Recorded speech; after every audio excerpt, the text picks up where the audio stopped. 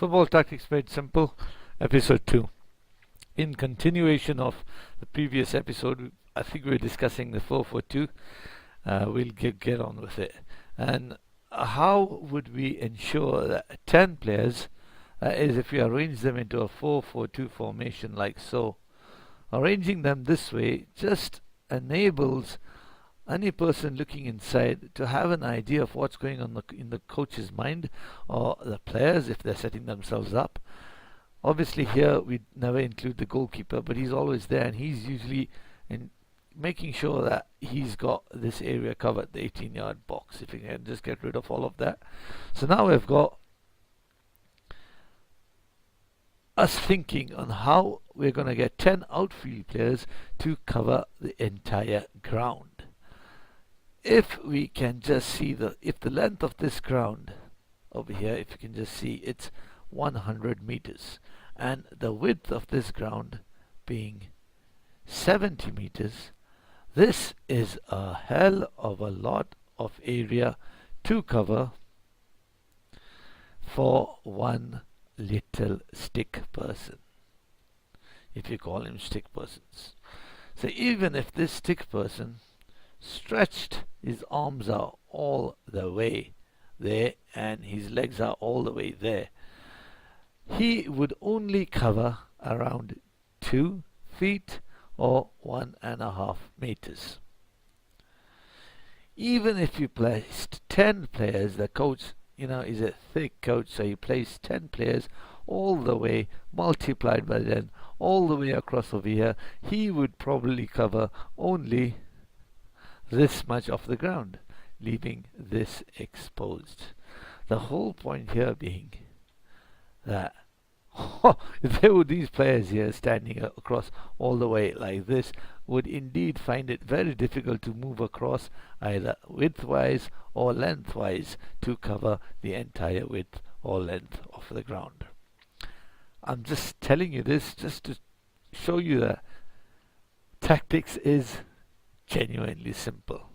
So the team is laid out in such a way to not only for the observers but for the players themselves to understand what's going to happen or what's the plan of action.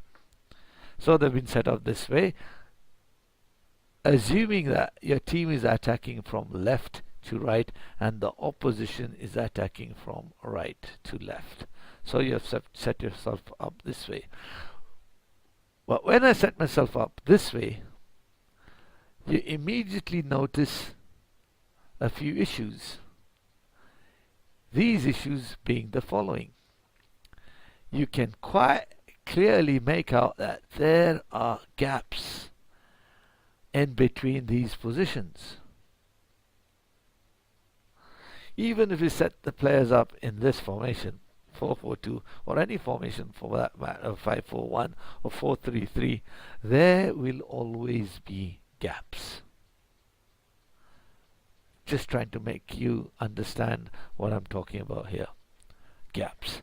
How are coaches or how are the players going to cover these gaps? Well, for instance, if we divide, to make things simple obviously, if we divide the ground lengthwise into 4 parts, let's assume we're drawing a line across all the way from the edge of the D to the edge of the D, then through the center spot down the penalty kick area, penalty spots, and then the edge of the D again. We've divided the ground into 4 areas, 1, 2, 3, 4 lengthwise. We've already done it in such a way that if we set up the formation once more, we can sort of see a pattern here.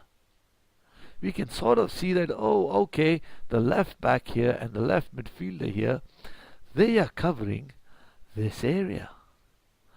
Same goes for the left central defender, the left central midfielder, and the left striker, and the mirror effect on the opposite side, as you can clearly make out there. Why not go one step ahead? If we have divided the ground lengthwise, let's do the same thing widthwise. So along with our ground being divided lengthwise, let me just do that again quickly. through the penalty spots down to the kickoff spot, other penalty spots, and then down the edge of their 18-yard box again. We will draw a line around 5 to 8 yards ahead of the 18-yard box. Draw a line right down the halfway line, and then one again around 5 to 8 yards across just in front of the other 18-yard box. Can you see a pattern here? We have divided the ground into 16 separate boxes. 16 boxes. Now if we lay the formation off again into, say, a 4-4-2 formation, can you see a pattern developing? That's all I want to ask you. We're trying to make things very simple here. Can you see a pattern developing? If I put this in front of you and I told you, listen, you're playing at right central midfield. If I talk to you about zones, what do you think I'm talking to you about? I think you have the answer, and I think you're getting to where I'm leading you. Around 6 minutes are up. I think that's enough for this session. I hope you enjoyed. I hope to see you again for the next session. Or let's say